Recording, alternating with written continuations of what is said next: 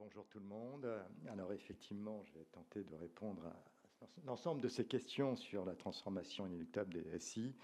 On a vu qu'il y avait un fil conducteur pendant toute la journée qui tournait autour de la modernité ou une nouvelle modernité dans le secteur de l'assurance.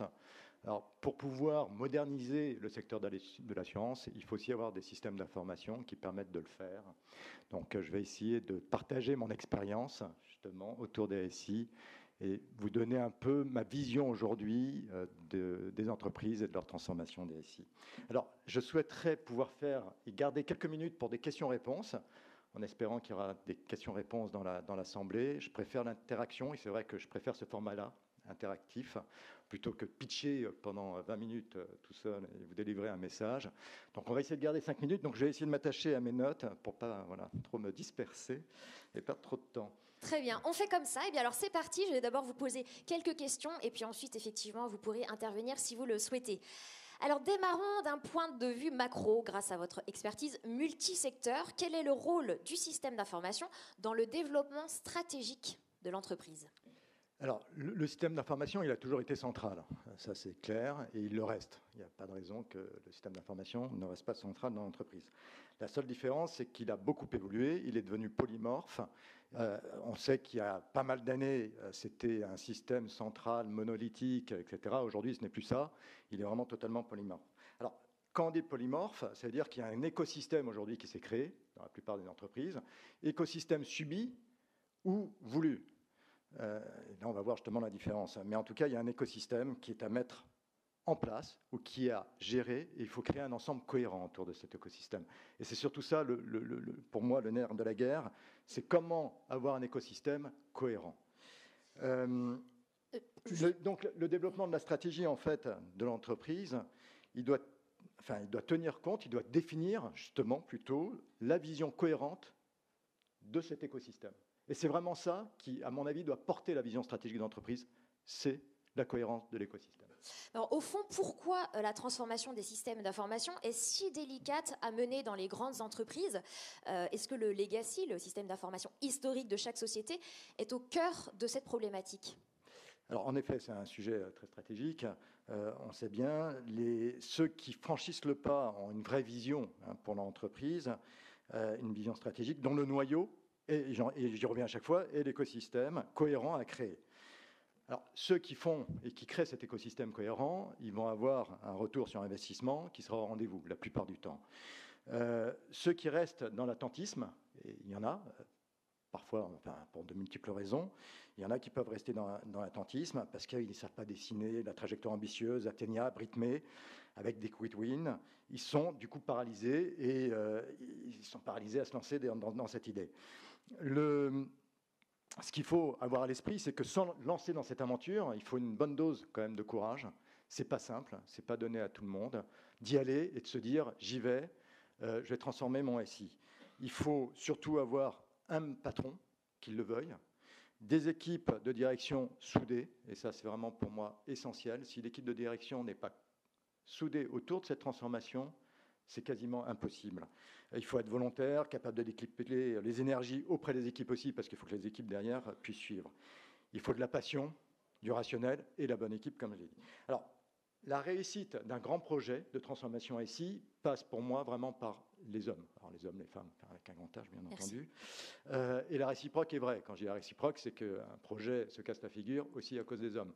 Ce n'est pas pour des raisons exogènes que ça ne va pas fonctionner. Alors en France, on a l'habitude de dire quand ça ne marche pas, c'est pour des raisons exogènes à son propre environnement et à sa propre société. Non, c'est parce que peut-être qu'on n'a pas fait les bons choix, la bonne équipe, on n'a pas choisi la bonne équipe et on n'a pas su s'entourer. Ce que je peux vous dire aussi, c'est qu'on a des projets qui ont été, et de nombreux projets qui ont été avortés parce que les entreprises n'ont pas pris le temps de réfléchir en amont à cette vision stratégique et à la façon de mener la trajectoire. J'ai parfois aussi, et je croise malheureusement souvent des entreprises, des grandes entreprises, qui font des choix aussi un peu par facilité, voire par l'absurde, qui se disent « je vais retenir le plus gros acteur mondial, en général américain, soyons clairs, avec le plus gros intégrateur mondial, en général américain, alors qu'ils prônent le français, l'achat français, le Made in France. Ça, c'est courant. Les absurdités dont et vous parliez. Comme ça, le DSI, il est protégé. Le direction générale dit, on a fait le bon choix, on a pris les plus gros, les plus machins, tout le monde prend ça, c'est formidable, ça va marcher. C'est faux. C'est pas vrai. C'est pas parce qu'on prend le plus gros qu'on va créer un véritable écosystème et qu'on a réfléchi en amont à ce qu'il fallait faire et à comment transformer son SI. C'est pas parce qu'on prend le plus gros que lui va savoir quel est l'écosystème qui correspond à l'entreprise qui est à transformer. Il faut adapter effectivement quelque chose de très cohérent, du sur-mesure. Alors, on a parlé d'un point de vue global, j'ai envie de dire, sur tous les secteurs. Et là, donc, on va maintenant cibler sur le secteur de l'assurance. Nous avons interrogé des directeurs des systèmes d'information et voici les problèmes que certains rencontrent. Sans doute que ça va vous faire écho. Alors, au niveau de ces problématiques, il y a la culture du silo, la multitude d'un nombre d'applications de plus en plus important fonctionnant sur des systèmes différents et destinés à des utilisateurs de plus en plus variés, l'utilisation des plateformes matérielles toujours plus diversifiées, avec une multitude de bases de données fonctionnant sous des technologies différentes. Et enfin, quatrième point qui a été relevé, c'est l'utilisation de plusieurs référentiels sur des plateformes hétérogènes. Est-ce que vous partagez ce constat, Rodolphe ? Oui, tout à fait. Ça fait écho à ce que je viens de dire. En effet, la complexité des environnements créés au cours des dernières décennies, il ne faut pas l'oublier, est essentiellement liée à une délégation totale DSI au DSI. Des systèmes d'information au DSI, je vais parler d'eux, qu'il y ait de confusion. Mais pendant ces dernières décennies, il ne faut pas se le cacher, les directeurs des systèmes d'information ont été maîtres sur la trajectoire des systèmes d'information. Et donc la direction se disait, j'ai un directeur des systèmes d'information, il va faire ce qu'il faut, il sait ce qu'il a à faire, et rendez-vous dans 5 ans. Ce n'est pas comme ça que ça doit marcher, et j'en reviens donc à la cohérence, effectivement, de l'écosystème à créer. Je suis toujours, là aussi, interloqué quand, aujourd'hui, en 2019, j'entends des dirigeants, et ça m'arrive de rencontrer quelques dirigeants, mais tous ne disent pas ça, je vous rassure, mais en tout cas, certains me le disent, j'ai ce qu'il faut, j'ai une équipe digitale, j'ai créé une équipe direction CDO, une fameuse équipe CDO. Moi, de toute façon, je ne suis pas un fan d'informatique, moi je suis plutôt business, mais j'ai tout ce qu'il faut, hein. J'ai le CDO, j'ai le DSI, tout le monde se parle, moi je ne comprends rien, mais ça va le faire, ça va bien marcher. Alors ça, c'est un grand classique, donc lui il pense qu'il va basculer dans le digital 5.0, 10.0 même, mais il se trompe totalement, c'est pas comme ça que ça marche. Il se trompe, le mot digital a été galvaudé, et je peux vous dire que le Minitel était digital en son temps. Donc voilà, donc on peut tous parler, il y a eu beaucoup de mots qui ont été utilisés toute la journée, les bons mots d'actualité. Avant on parlait de CRM, maintenant on parle d'autre chose, de data, etc. Mais bon, enfin voilà. Donc il faut vraiment que le business et que la direction soient impliqués, et c'est à elle de penser à sa vision cohérente de l'écosystème. J'en reviens à ça, à chaque fois. Ouais. Message passé, c'est vrai qu'on ne doit pas déléguer, on doit être partie intégrante en tout cas de cette vision sur la transformation des systèmes d'information. Alors, on le voit, le SI est un vecteur majeur de valeur pour l'efficacité économique de l'entreprise et sa transformation. Des solutions ont été identifiées. Alors, je vais vous les énoncer et si vous voulez bien, ensuite, Rodolphe, vous me direz celles qui doivent, selon vous, être les priorités majeures. Alors, au niveau des solutions, donc mettre sur le marché rapidement des produits ou services innovants, optimiser les processus afin de réduire les coûts, sous-traiter au maximum les tâches à faible valeur ajoutée et améliorer la relation client grâce à une vision unique et une cohérence d'image et de comportement sur les différents canaux. Alors, au risque de décevoir l'Assemblée, tous les thèmes sont des priorités, en fait. Il n'y a pas le winner. Il n'y a pas de winner. Il n'y a pas de winner dans ces thèmes. Ce qu'il faut avoir à l'esprit, c'est que chaque entreprise a son propre contexte. Donc, ça dépend vraiment du contexte de l'entreprise et de là où elle se positionne à un instant T. Donc, il n'y a pas une vision unique. Chaque entreprise a ses richesses, ses forces, ses faiblesses, etc. De même, et pour élargir un peu, de même qu'une équipe de direction peut être adaptée à une transformation donnée, et pas une autre équipe de direction. Donc là aussi, j'en reviens aux hommes, il faut vraiment avoir la bonne équipe pour un contexte donné de transformation pour répondre à un de ces points-là. Il faut donc en priorité définir sa vision stratégique, sa trajectoire de transformation et s'y tenir. Là aussi, il n'y a rien de pire qu'une entreprise qui dit tous les 4 matins, ah, j'ai une nouvelle vision, ou il y a une nouvelle tendance sur le marché, ah, on vient de sortir un nouveau mot. Parce que ça, des tendances, il y en a toujours eu, mais déjà, soyons capables de faire ce qu'il y a à faire pour poursuivre le business être dans le marché et savoir répondre à sa stratégie d'entreprise. Avant même de se dire, il faut que je sois dans le move, il faut que je sois dans une tendance de marché, et donc il me faut absolument tout ce qu'on est en train de parler sur le marché. Non, c'est faux. C'est-à-dire qu'est-ce qui correspond précisément aux besoins de l'entreprise. Et c'est là où je reviens encore toujours sur ces basiques, l'écosystème, il doit être agile. C'est-à-dire que quand je dis un écosystème agile, il faut se concentrer sur son métier différenciant et ne pas oublier la promesse client, bien sûr, au bout, parce qu'il y a toujours une promesse client. Il ne faut pas oublier que lorsqu'on se transforme, c'est pour un client. Ça, on l'oublie souvent. On pense souvent aux bénéfices de la distribution des produits d'assurance, quand il y a une transformation de SI. On pense rarement à comment le client va percevoir cette transformation de SI pour lui-même, en tant que client. Et donc, il ne faut pas oublier non plus les utilisateurs internes, bien évidemment. Alors, au sein de votre groupe, vous proposez des solutions d'aujourd'hui et vous imaginez les évolutions de demain. Alors, concrètement, comment ça se traduit? Comment est-ce que vous faites? Alors, on a effectivement, j'ai la chance d'appartenir aujourd'hui à un groupe qui s'appelle GFI, fait 20 000 personnes. Donc, on a une capacité d'investissement forte et on a investi 60 000 jours hommes sur notre solution Cœur Cléva ces dernières années. Ce qui fait qu'effectivement, la solution aujourd'hui, c'est adapté à ces enjeux de création d'écosystèmes sur le marché. C'est-à-dire que Cléva aujourd'hui dispose d'un nombre d'API, alors API Web Service, je n'ai pas utilisé beaucoup de mots techniques, là, je vais juste dire ce que c'est, vous savez, les connecteurs qui permettent de se connecter à votre système d'information et justement de connecter tout votre écosystème, existant ou nouveau, à votre cœur de gestion système. Donc, il y a une multitude d'API autour de cette solution Cléva et des modules accélérateurs de projets. Donc ça, je dirais, on a la chance de le vivre et de le mettre à disposition sur le marché pour les entreprises qui veulent se transformer. Mais là aussi, on accompagne les entreprises qui veulent se transformer en étant sûr qu'elles ont un vrai projet de transformation. Ce n'est pas uniquement de dire « je vais acheter votre solution parce qu'elle a tout ça », à nouveau, hein, parce qu'elle offre toutes les, je dirais, les ouvertures qu'il faut aujourd'hui, parce que là aussi, on parle beaucoup d'API, de web services, etc. Donc ça aussi, c'est à la mode. Il le faut, certes, pour l'écosystème. Mais il faut réfléchir à son écosystème. Il ne suffit pas de dire « j'achète Cléva parce que c'est génial, il y a tout ce qu'il faut ». J'achète Cléva parce que j'ai déjà réfléchi à tout ce qu'il faut connecter autour. Donc, typiquement, nous, par défaut, on est connecté à Zelros, Traviata, BDoc, enfin plein de solutions sur le marché, des signatures électroniques, mais peu importe, ça va de soi aujourd'hui. Donc, les API sont essentiels et les modules accélérateurs aussi. Et donc, on travaille beaucoup dessus pour que nos clients puissent mener des projets, comme je disais, en agile et rapidement, pour que leur transformation SI ne soit pas pénible et soit la plus rapide, la moins coûteuse et qui ait rapidement un retour sur investissement.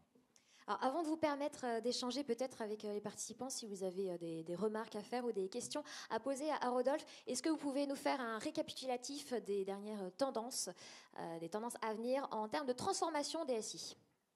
Récapituler. Alors, les tendances, enfin, il faut pas, enfin, c'est surtout le choix des solutions en fait. Donc, je vais me répéter encore. La vision du dirigeant est essentielle et sera réalisée que grâce aux hommes. C'est-à-dire que les tendances, après, je peux toujours dire, il y a des solutions où il y a des tendances justement sur la data, sur des fintech, des insurtech. Alors là aussi, c'est pas nouveau. Enfin, si on se rappelle des années 2000, hein, la bulle Internet, on disait exactement la même chose. Là aussi, hein, enfin, on est quelques-uns, peut-être pas tous, il y a des plus jeunes que nous, mais quelques-uns à avoir vécu les années 2000. C'était exactement la même chose. Là, on parlait, il faut ça, il faut ci. Non, c'est une vision, un dirigeant, une équipe, des hommes qui savent mettre en œuvre cela et qui font les bons choix, par rapport à un contexte, par rapport à l'entreprise. Il faut garder à l'esprit aussi que la transformation des SI, quand on parle après des outils ou des solutions choisies, ça représente que 50%, et ça je le dis régulièrement, parce que c'est jamais su par les assureurs, ça ne représente que 50% de l'investissement à faire. C'est-à-dire quand on paye une solution, quand on se dit ça y est, j'ai payé, j'ai l'intégrateur, ça va me coûter X, c'est 50% de l'investissement. Les 50 autres d'investissement, c'est l'écosystème, c'est l'intégration, c'est la migration, c'est l'éditique, c'est tout ce qui n'est pas en fait écosystème, je dirais stratégique, mais écosystème nécessaire au fonctionnement d'un système d'information, puisque les données, il les faut, puisque l'éditique, il en faut, et de la migration, il faut la faire. Donc, il ne faut jamais perdre ça de vue.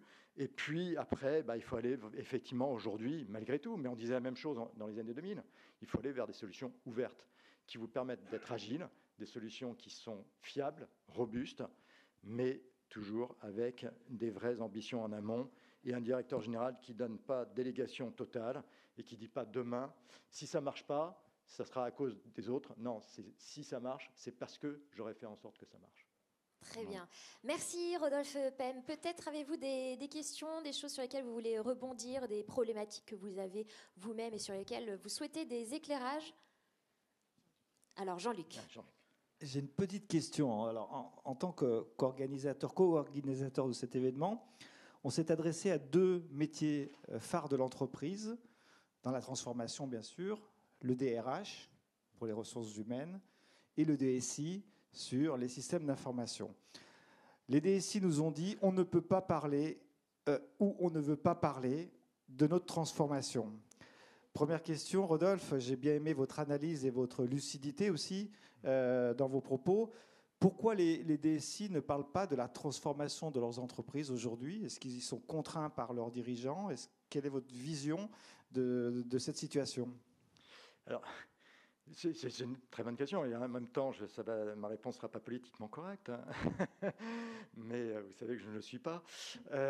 Donc, je ne vais pas faire du politiquement correct. Non, en fait, c'est qu'entre la transformation, le DSI, ce qu'il vit au quotidien, et des interventions comme on peut en avoir dans des conférences comme aujourd'hui, il y a un gap tellement énorme dans l'assurance qu'à un moment donné, comment on fait pour expliquer, voilà la réalité du terrain des SI, et voilà ce qu'on dit sur le marché en termes de transfo, en termes d'investissement sur des startups, en termes de... Voilà.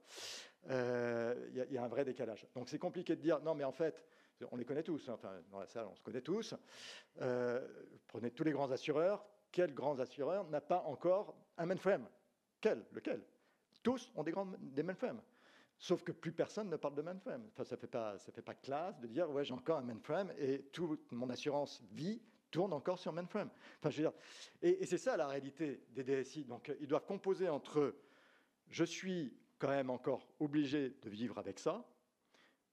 Je suis, moi, en tant que DSI, porteur d'une transformation pas tellement accompagnée par la direction générale qui dit non, moi, je veux juste entendre parler de digital.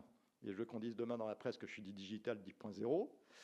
Et eux qui, voilà, donc compliqué pour eux de s'exprimer. Si on gratte un peu, en fait, la surface, compliqué. Mais ce n'est pas grave en soi. À la limite, s'il y a une vision cohérente de la transformation, il n'y a pas de honte à avoir un mainframe. C'est ça ce que je dis, moi. C'est qu'au contraire, il faut dire, et moi c'est ce que je dis, d'ailleurs quand je vois des clients qui ont un mainframe ou un midframe S400, je dis, c'est très robuste. Ces solutions, on n'a jamais trouvé des solutions aussi robustes que des mainframes. Jamais. C'est les solutions les plus robustes depuis l'existence de l'informatique. Donc, il faut peut-être les garder. Mais quel écosystème je crée autour, agile, intelligent, qui me permet d'être différenciant par rapport à ma propre stratégie business? Et c'est ça qu'il faut... Mais on n'a pas passé ça. Il y a encore une honte des DSI à parler de tout, je pense. Merci pour cette question, Jean-Luc. Merci.